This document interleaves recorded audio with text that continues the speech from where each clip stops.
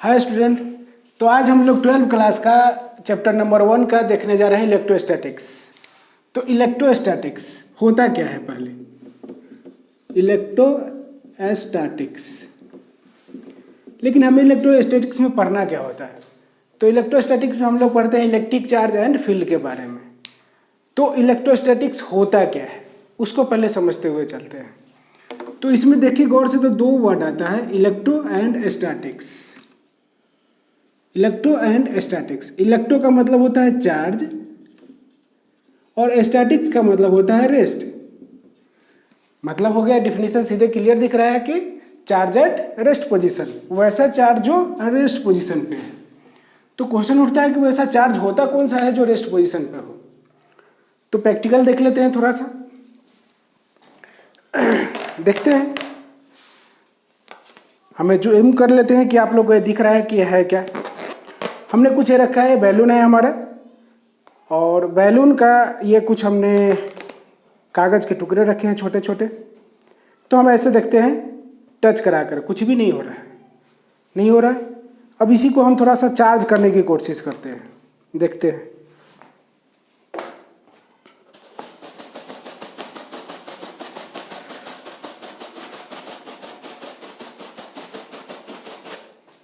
अब देखते हैं क्या होता है, क्या हो रहा है, अट्रैक्ट कर रहा है। तो यही है हमारा चार्ज जो रेस्ट पोजीशन पे है, इसी के बारे में हमें जानना है। दूसरा चीज़ अगर और जानना हो डिटेल्स में, तो आप अपने हाथ को, दोनों हाथ को रब करिए, इस तरह से रब करिए।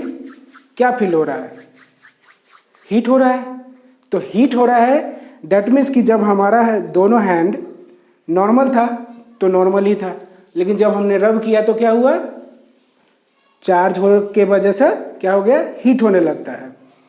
तो इलेक्ट्रोस्टैटिक्स का डिफिनीशन क्या हो जाएगा, या इसको हम इसके बारे में क्या बोल सकते हैं, वैसा चार्ज जो रेस्ट पोजीशन पे हो उसको हम लोग क्या बोलते हैं, इलेक्ट्रोस्टैटिक्स। तो डिफिनीशन हम लिख देते हैं कि we are study about charge which is at rest position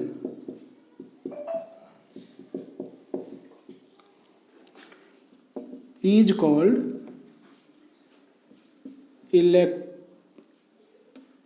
electrostatics। ठीक है। तो होता है कि अब इसमें आ गया कि चार्ज के बारे में बात हो गया कि चार्ज हमारा रेस्ट पोजीशन पे था। तो चार्ज क्या होता है, तो चार्ज का भी डिफिनीशन समझ लेते हैं। चार्ज हमारा क्या होता है, एक इंट्रिंसिक प्रॉपर्टी ऑफ मैटर होता है, उसी को हम लोग चार्ज बोलते हैं। तो intrinsic property,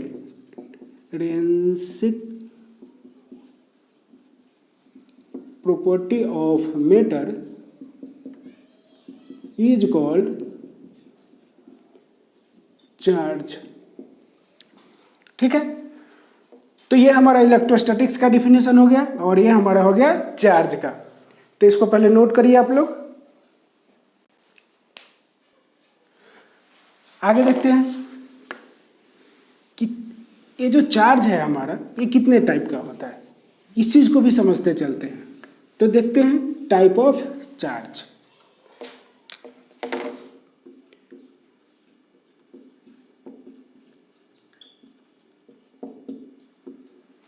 first positive, second negative. दो ही चार्ज होता है, एक पॉजिटिव चार्ज होता है, दूसरा हमारा नेगेटिव चार्ज होता है। तो पॉजिटिव और नेगेटिव से रिलेटेड भी हम लोग वर्क कर लेते हैं। तो समझ लेते हैं थोड़ा सा कि एक साइंटिस्ट है जिनका नाम था डू-फाई। उन्होंने इससे रिलेटेड क्या किया था, इलेक्ट्रोस्टैटिक्स से रिलेटेड एक्सपेरिमेंट कर रहे थे। तो एक्सपेरिमेंट में उनको निकल के आया कि चार्ज जो होता है वो दो टाइप का है। क्योंकि जब वो देख रहे थे कि जब सेम बॉडी हो जाता है, तो उस पर थोड़ा हम बाद में आएंगे, कि जो वो समझे थे कि जो चार्ज है हमारा वो रेस्ट पोजीशन पे तो है, तो रेस्ट पोजीशन को जब रब करते हैं तो वो क्या हो रहा है कि हीट हो रहा है हमारा हाथों में, या कुछ अलग टाइप का मतलब अट्रैक्ट हो रहा है या रिपल कर रहा है। तो उन्होंने ये समझ गया था, वो समझे थे कि चार्ज जो होता है हमारा दो टाइप का होता है, लेकिन वो दो टाइप का होता है, वो सिर्फ इतना ही बोले थे कि चार्ज हमारा टू टाइप्स का होता है, जो डू फाई ने बताए थे। लेकिन उन्होंने ये नहीं बताए थे कि दो चार्ज कौन कौन सा होता है। तो उसके लिए वो अपने फ्रेंड से, जो उनके साइंटिस्ट ही थे, उनसे हेल्प मांगे। तो उन्होंने जब उस पर एक्सपेरिमेंट करना शुरू किया तो वो बताया कि ये दो टाइप का चार्ज होता है, जिनका नाम है, जो उन्होंने जो डिस्कवर किया था उनका नाम था बेंजामिन फ्रैंकलिन। बेंजामिन फ्रैंकलिन इन्होंने बताया था कि दो टाइप का चार्ज होता है और दोनों टाइप में एक पॉजिटिव चार्ज होता है और एक नेगेटिव चार्ज होता है। तो अब ये भी चीज़ देख ले हैं। अब जब जैसे कि इसमें चार्ज में क्या होता है कि जब हम अभी हैंड को रब करते थे तो क्या हो रहा था, हीट हो रहा था। तो मतलब क्या होता है कि जो सेम चार्ज होता है तो वो हमारा रिपेल करता है, और सेम चार्ज चाहे पॉजिटिव पॉजिटिव हो तो रिपेल करेगा या नेगेटिव नेगेटिव हो तो भी रिपेल करता है। लेकिन अपोजिट चार्ज हो, जैसे एक पॉजिटिव हो जाए एक नेगेटिव होगा, तो ये हमारा क्या करता है, अट्रैक्ट करता है। ठीक है, तो ये दो पॉजिटिव चार्ज और नेगेटिव चार्ज का है। अब एक क्वेश्चन और उठता है कि ऐसा कौन सा ऑब्जेक्ट के साथ हम रब करते हैं, जैसे अभी हमने हेयर के साथ बैलून को रब किया था तो क्या हुआ था, वो कागज़ का कुछ टुकड़ा था उसको अट्रैक्ट कर रहा था।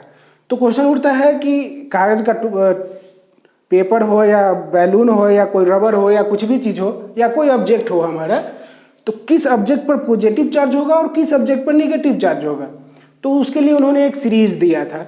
तो ये पहले आप नोट करिए, फिर हम वो चीज़ को देखते हैं। तो देखते हैं कि किस ऑब्जेक्ट पे हमारा पॉजिटिव चार्ज होता है और किस ऑब्जेक्ट पे हमारा नेगेटिव चार्ज होता है। तो जैसे हमने कुछ जो इलेक्ट्रोस्टैटिक सीरीज है उसका नाम लिखे हैं, जैसे human skin, glass, human hair, wool, काठफड़, silk, paper, cotton, wood, amber, plastic balloon and ebonite. तो इसमें क्या होता है कि अगर ये ऑब्जेक्ट जो टॉप पे होता है, टॉप वाले ऑब्जेक्ट पर हमारा पॉजिटिव चार्ज होता है, लेकिन हमारा जो बॉटम वाला होता है, बॉटम, इस पर हमारा क्या होता है, नेगेटिव चार्ज होता है।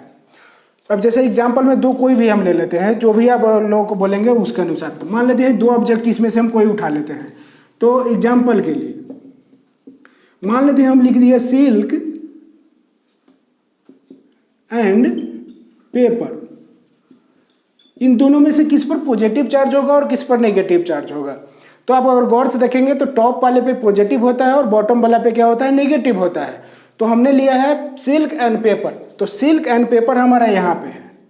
और गौर से देखें तो टॉप में इसमें कौन सा है, सिल्क है, तो इस पर हमारा पॉजिटिव चार्ज होगा, और पेपर हमारा बॉटम में है तो ये हमारा नेगेटिव चार्ज हो जाएगा। डेट मीन्स कि सिल्क पे हमारा क्या होगा, पॉजिटिव चार्ज, और पेपर पे हमारा क्या हो जाएगा, नेगेटिव चार्ज। अब एक और एग्जांपल ले लेते हैं, किसी और का उठा लेते हैं। मान लेते हैं दूसरा नंबर ग्लास ले लेते हैं, और एक हम ले लेते हैं, मान लेते हैं कि वुड ले लेते हैं। तो ग्लास और वुड में से हमारा किस पर पॉजिटिव चार्ज होगा और किस पर नेगेटिव चार्ज होगा। तो ग्लास देखते हैं कि हमारा यहाँ पे है, तो हमारा वुड हमारा क्या है, यहाँ पे है। तो टॉप पे हमारा कौन सा है, ग्लास है, और वुड हमारा किस पे है, बॉटम पे है। तो ग्लास पे हमारा हो जाएगा पॉजिटिव चार्ज और हमारा वुड पे क्या हो जाएगा, नेगेटिव चार्ज। तो इसको बढ़िया से सीरीज को लिख लीजिए, ठीक है, पॉज करके लिखिए आराम से। तो आगे देखते हैं कि कॉज ऑफ चार्ज, चार्ज क्यों होता है, कॉज देखते हैं। मान लेते हैं कि कोई ऑब्जेक्ट है हमारा ये, तो कोई भी ऑब्जेक्ट या हमारा कोई भी मटेरियल जो बना होता है, किससे बना होता है, एटम से बना हुआ होता है। तो एटम से बना हुआ होता है, तो इस पर हमारा क्या होता है, इलेक्ट्रॉन का चार्ज होता है, और हमारा यहाँ पे क्या होता है, एटम होता है। तो पहले इसका कि जो material made of, material made of on atom, हमारा मटेरियल कुछ भी जो बना हुआ होता है किससे होता है, एटम से बना हुआ होता है। तो एटम में गौर से समझते हैं, कोई भी ऑब्जेक्ट को आप लीजिए, जैसे हमें मार्कर की ही बात कर लेते हैं, तो ये भी हमारा दो टाइप्स का बना हुआ होगा। ये चूंकि ये हमारा प्लास्टिक का है तो इसमें भी एटम होगा, इलेक्ट्रॉन्स भी होगा। तो होगा तो जैसे दैट मीन्स कि हमारा इलेक्ट्रॉन्स पे जो चार्ज होता है, जैसे ई हमने लिखा है उसके लिए इलेक्ट्रॉन्स के लिए लिखा है, तो इलेक्ट्रॉन पे चार्ज हमारा जो होता है वो होता है नेगेटिव, लेकिन प्रोटॉन पे हमारा चार्ज होता है वो क्या होता है, पॉजिटिव चार्ज होता है। ठीक है, दैट मीन्स कि हमें क्या होता है कि number of proton is equal to हमारा क्या होता है, नंबर ऑफ इलेक्ट्रॉन। अगर ये सेम रहता है तो उस समय हमारा बैलेंस होता है, कोई चार्ज हमारा ऑब्जेक्ट पे नहीं होता है। दैट मीन्स कि हम ये भी बोल सकते हैं कि पॉजिटिव चार्ज इजकल टू हमारा क्या हो जाएगा, नेगेटिव चार्ज का होगा। या ये भी बोल सकते हैं कि नेट चार्ज अगर हम फाइंड करें तो नेट चार्ज अगर हम फाइंड करते हैं तो क्या हो जाता है, हमारा जीरो हो जाता है। जितना पॉजिटिव और जितना नेगेटिव चार्ज रहेगा कोई ऑब्जेक्ट पर, तो उसको अगर हम नेट चार्ज करेंगे तो क्या हो जाएगा, फाइनली हमारा जीरो हो जाएगा। दैट मीन्स कि हमारा ऑब्जेक्ट क्या होगा, न्यूट्रल होगा। जब समय हमारा कोई ऑब्जेक्ट पे चार्ज नहीं होता है, दैट मीन्स कि हमारा उस समय न्यूट्रल रहता है। लेकिन इसी पे इलेक्ट्रॉन्स की अगर मान लेते हैं चार्ज अगर इंक्रीज कर जाए या डिक्रीज कर जाए तो ये ऑब्जेक्ट हमारा क्या हो जाता है, चार्ज हो जाता है। तो इसको नोट करिए पहले बढ़िया से।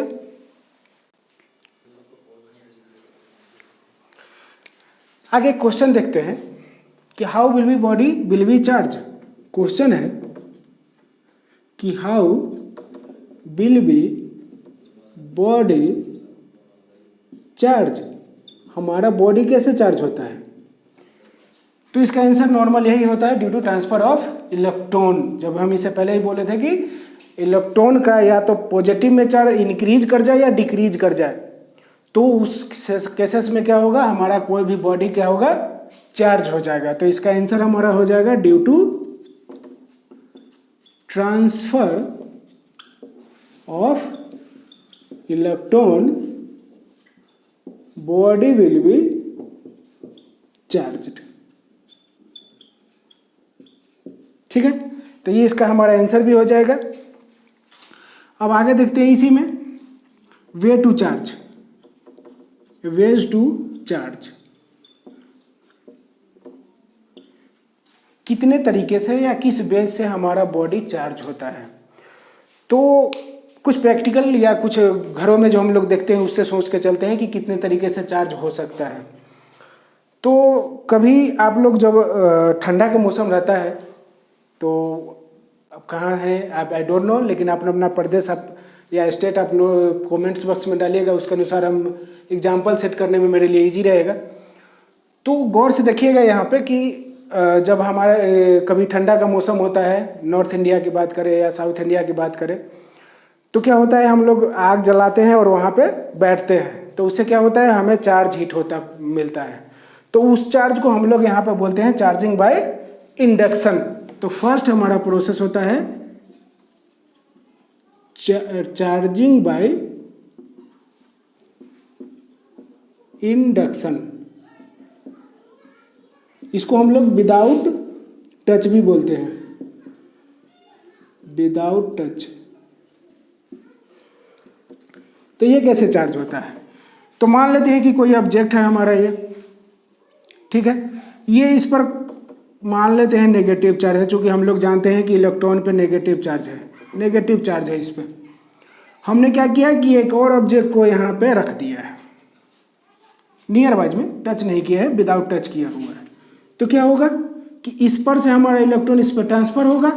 तो डैट मीन्स कि अब हमारा ऑब्जेक्ट यही है और ये हमारा ऑब्जेक्ट है, तो कुछ इलेक्ट्रॉन से यहाँ पर रह जाएगा, कुछ इलेक्ट्रॉन हमारा इस पर ट्रांसफर हो जाएगा। अगर ऐसा ट्रांसफर हो गया तो बॉडी हमारा क्या हो जाएगा, चार्ज हो जाएगा।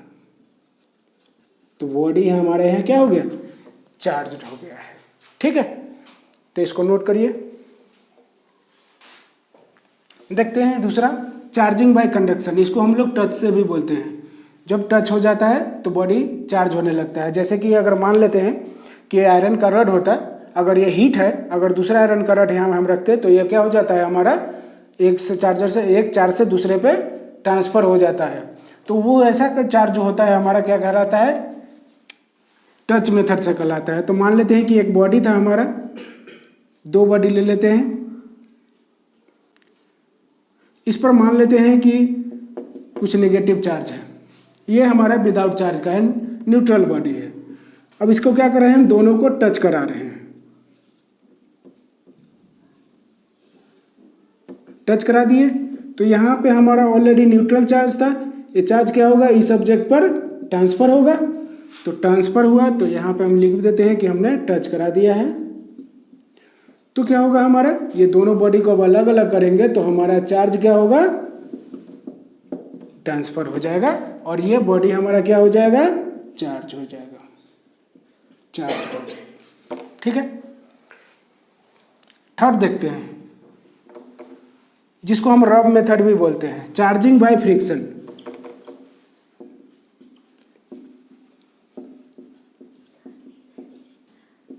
इसको हम लोग रब मेथड भी बोलते हैं। तो अभी हम लोग एग्जाम्पल में देखे भी थे, या रब हैंड करते हैं तो क्या हो जाता है, हमारा बॉडी चार्ज हो जाता है। हमने एक्सपेरिमेंट करके भी दिखाया था बैलून से कैसे ऑब्जेक्ट हमारा अट्रैक्ट करने लगा था जब चार्ज हो गया था। तो पहले नॉर्मली नहीं हो रहा था, लेकिन उसके बाद क्या हो गया, होने लगा था। तो मान लेते हैं, इसका भी फिगर के साथ देखते हैं कि मान लेते हैं कि ये कोई बॉडी है हमारा, और एक और बॉडी हम ले लेते हैं, ये हमारा दो बॉडी है। हमने यहाँ पे क्या कराया है, इसको रब करा दिया है। तो रब करा देंगे तो ये इसका जो इलेक्ट्रॉन्स होगा, इस पार्ट का जो इलेक्ट्रॉन इस तरह का जो इस पर आएगा वो इलेक्ट्रॉन्स हमारा, या इस पार्ट पर जो इलेक्ट्रॉन्स होगा वो क्या होगा, एक बॉडी से दूसरे बॉडी पे क्या होगा, ट्रांसफर होगा। तो ट्रांसफर होगा तो दोनों को, अगर ऑब्जेक्ट को हम एक इधर ले लेते हैं, एक हमारा अपने इधर ले लेते हैं, तो दोनों पे क्या हो जाएगा, चार्ज फ्लो हो जाएगा, और ये बॉडी हमारा क्या हो जाएगा, चार्ज हो जाएगा। ठीक है। तो इसको बढ़िया से नोट करिए पहले। तो आगे देखते हैं प्रॉपर्टीज ऑफ इलेक्ट्रिक चार्ज। तो प्रॉपर्टीज ऑफ इलेक्ट्रिक चार्ज में हम फर्स्ट से देखते हैं कंजर्वेशन ऑफ चार्ज। तो कंजर्वेशन ऑफ चार्ज क्या होता है, तो एनर्जी की बात हो रहा है। कंजर्वेशन मतलब एनर्जी से ही रिलेटेड है। तो हम लोग क्या जानते हैं, एनर्जी से रिलेटेड है, उसका डिफिनीशन क्या जानते हैं कि charge is neither be created nor be destroy, only transfer one form to another form. उसी को हम लोग बोलते हैं कंजर्वेशन ऑफ चार्ज। और ये हमारा जो कंजर्वेशन ऑफ चार्ज होता है एक आइसोलेटेड सिस्टम भी होता है। तो पहला हो गया कि charge is neither be created NOR be destroy.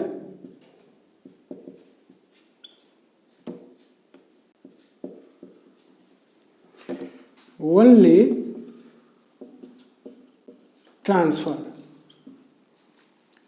मतलब क्या होगा कि चार्ज को हम ना तो क्रिएट कर सकते हैं, ना ही डिस्ट्रॉय कर सकते हैं, ओनली ट्रांसफर कर सकते हैं। और कंजर्वेशन हमारा एक आइसोलेटेड सिस्टम भी होता है। लिख देते हैं, it is also isolated system. तो एग्जाम्पल इसका देखते हैं, ऐसा कौन सा चार्ज है जिसको ना तो हम क्रिएट कर सकते हैं ना डिस्ट्रॉय कर सकते हैं। तो हम लोग क्या जानते हैं कि यूरेनियम जो एटॉमिक नंबर होता है हमारा 92 होता है, और एटॉमिक मास हमारा होता है 238। जब इसको थ्रो कराया जाता है तो ये हमारा थोरियम जो जिसका एटॉमिक नंबर है 90 और एटॉमिक मास हमारा होता है 234, प्लस हीलियम जो एटॉमिक नंबर 2 होता है और मास हमारा 4 होता है। मतलब यूरेनियम को जब रिलेशन कराया जाता है तो ये थोरियम और हीलियम में ब्रेक करता है। यही होता है हमारा कंजर्वेशन ऑफ चार्ज। तो इसको पहले नोट करिए। सेकेंड देखते हैं एडेक्टिविटी ऑफ चार्ज। तो ये क्या बोलता है पहले समझ लेते हैं, फिर ये डिफिनेशन पे आ जाएंगे। मान लेते हैं कि ये हमारा एक बॉडी है कुछ, इस पर हमारा पॉजिटिव 5 कूलम का चार्ज है, प्लस 2 कूलम का चार्ज है, और मान लेते हैं कि -3 कूलम का भी चार्ज है। तो ये क्या बोलता है हमारा कि ये जो सिंपली मतलब ऐड कर देते हैं सभी चार्ज को हम, तो उसी को हम लोग बोलते हैं एडिटिविटी ऑफ चार्ज। यही हमने लिखा है, it's state that total charge on a body is calculated by simply adding algebraically is called additivity of charge. तो इसको ऐड कर लेते हैं हम लोग। तो all the charges on a body equal to क्या है, +5 कूलम है, +2 कूलम है और +-3 कूलम है। तो इसको ऐड करते हैं तो ये +5 कूलम ही रह जाएगा, +2 कूलम ही रह जाएगा, बट ये +-3 कूलम हो गया। तो ऐड कर लेते हैं तो 7 - 3 4 कूलम पॉजिटिव में। तो ऐसे को हम लोग बोलते हैं एडिटिविटी ऑफ चार्ज। तो इसको नोट करिए। तो थर्ड नंबर देखते हैं हम लोग। तो थर्ड नंबर हमारा क्या है, क्वांटाइजेशन ऑफ चार्ज। इसको हम लोग क्यू से इंडिकेट करते हैं। तो डिफिनीशन बाद में देखते हैं, पहले समझते हैं होता क्या है। तो दो तरीका से लेते हैं एग्जाम्पल टाइप से समझते हैं। जैसे कि मान लेते हैं कि हमारा ये एक बॉडी है, तो 1 इलेक्ट्रॉन्स पे जो हमारा चार्ज होता है वो होता है 1.6 × 10⁻⁻19 कूलम। अगर इस बॉडी पर हम 1 इलेक्ट्रॉन चार्ज थ्रो करें, जहाँ से 1 इलेक्ट्रॉन, तो ये क्या हो जाएगा 1 × 1.6 × 10⁻⁻19। अगर हम मान लेते हैं 2 इलेक्ट्रॉन्स को थ्रो कराते हैं तो क्या हो जाएगा 2 × 1.6 × 10⁻⁻19। मान लेते हैं कि n नंबर हम थ्रो कर देते हैं डायरेक्ट, nth इलेक्ट्रॉन, तो क्या हो जाएगा n × 1.6 × 10⁻⁻19। तो ये जो हमारा आता है इंटीग्रल है। अब गौर से समझते हैं डिफिनीशन से। It states that charge on a body is an integral multiple of charge on an electron. मतलब एक इलेक्ट्रॉन पे जो हमारा इंटीग्रल चार्ज होता है, और ये जो हमारा चार्ज होता है इसको हम लोग फंडामेंटल चार्ज भी बोलते हैं। फंडामेंटल चार्ज, इसको हम लोग फंडामेंटल चार्ज भी बोलते हैं। तो गौर से देखते हैं कि एक बॉडी हमने लिया था, इस पर हमने 1 इलेक्ट्रॉन थ्रो कराया, तो क्या हुआ गया यहाँ पे 1 × 1.6 × 10⁻⁻19। अगर 2 इलेक्ट्रॉन्स हमने थ्रो कराया तो क्या हुआ 2 × 1.6 × 10⁻⁻19। या n नंबर हमने थोड़ा कराया दिया तो क्या हुआ n × 1.6 × 10⁻⁻19। डैट मीन्स कि क्वांटाइजेशन ऑफ चार्ज को हम लोग किससे इंडिकेट करते हैं, क्यू से करते हैं। तो इस पर क्या हो रहा है कि ये हमने वैल्यू यहाँ थ्रो किया था, पॉजिटिव में किया था। हो सकता है कि वो -1 भी तो नेगेटिव हम थ्रो कर सकते हैं, -n भी तो कर सकते हैं। तो यहाँ पे क्या हो जाएगा माइनस भी हो जाएगा, या 1 हमारा इंटीग्रल में हम 1 भी कर सकते हैं, -1 भी थ्रो कर सकते हैं। तो डैट मीन्स कि हम लिख सकते हैं कि +-ne, ये हमारा फॉर्मूला हो जाएगा। या इसको दूसरे तरीके से भी हम कर सकते हैं।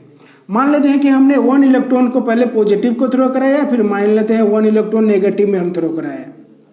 फिर हमने क्या किया कि 2 इलेक्ट्रॉन्स को फिर से थ्रो कराया पॉजिटिव में, और नेगेटिव में भी 2 इलेक्ट्रॉन्स को थ्रो कराया।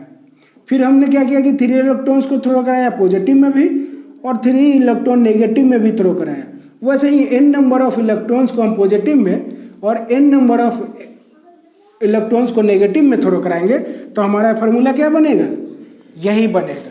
लेकिन इसमें एक और कंडीशन है कि इसमें कभी भी फ्रैक्शन पार्ट को नहीं लेता है, क्योंकि इंटीग्रल पार्ट को हम गौर से देखेंगे, इसको मल्टीप्लाई करेंगे तो ये क्या हो जाएगा, इसको हम मल्टीप्लाई करते हैं तो क्या होगा 2 × 1.6, तो नियर अबाउट 3.2 × 10⁻⁻ क्या हो जाएगा -19 हो रहा है।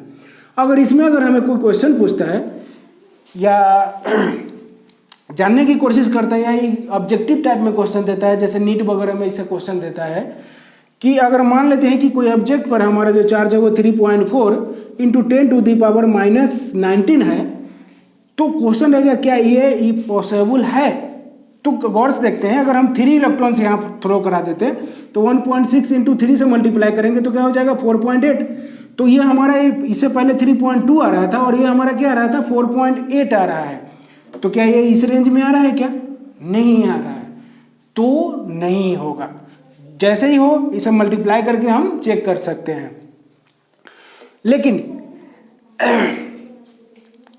ध्यान यही देना है कि इसमें फ्रैक्शन पार्ट में हम नहीं लेते हैं, इंटीग्रल पार्ट में लेते हैं। जैसे 1 2 लिए थे या 3 लिए थे, लेकिन अगर कोई बोलता है कि 2.5 इलेक्ट्रॉन्स का हम इस पर थ्रो करा रहे हैं या 3.6 का हम थ्रो करा रहे हैं, तो ये पॉसिबल नहीं है। ओनली हम इंटीग्रल लेते हैं।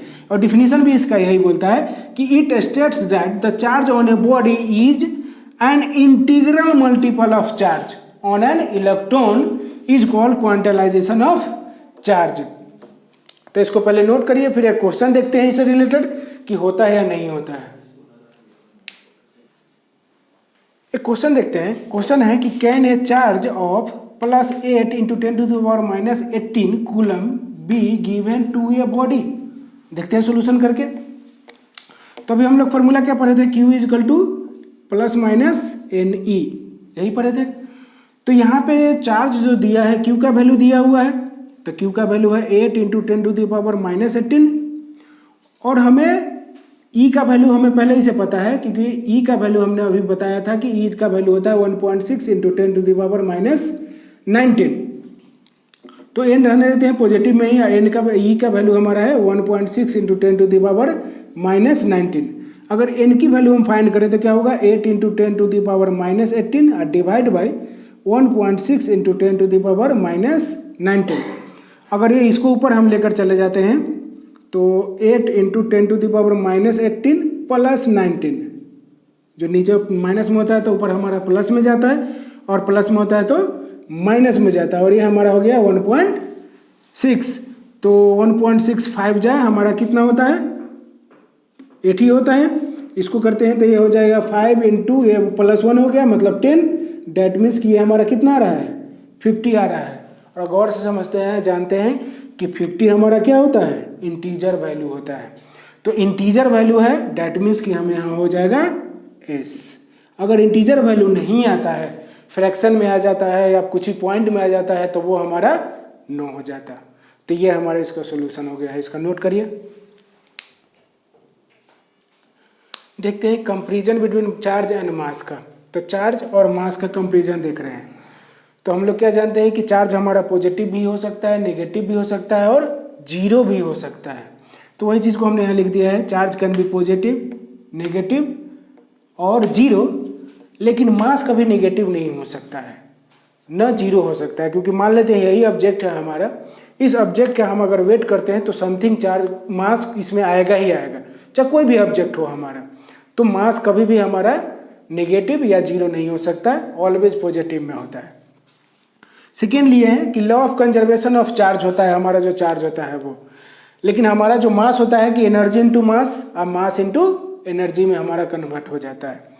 थर्ड में कि charge can be quantization, but mass हमारा क्वांटलाइजेशन नहीं होता है। तो ये है, इसको नोट कर लीजिए, ठीक है। और बढ़िया से करते जाइए, नोट करते जाइए। जो डाउट है वो कमेंट्स बॉक्स में डालिए। अच्छा लगे अपने फ्रेंड लोगों को शेयर करिए, ठीक है। Thank you.